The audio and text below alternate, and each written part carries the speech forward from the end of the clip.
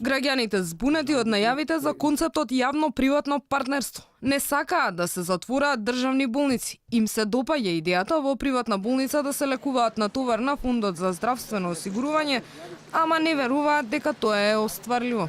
Па не би требало да ги затворат државните. Тоа е моето мислење. А ви се допаѓа идејата да можеме и приватно да се лечиме на товар на фондот, да не плаќаме ништо? А може. Ако е така, може. Нека функционираат и државните и приватно да има. Па кој како сака, така нека оди. И па ако ги затворат, каде приватно не може да платиме и не може да се лекуваме.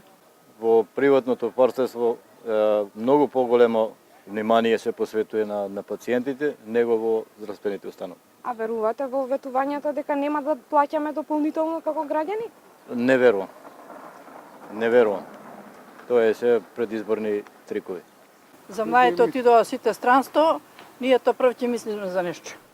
Здравствените власти допрва ќе прават физибилити студија чија цел е да покаже кои дејности ќе ги отворат вратите за приватни бизниси.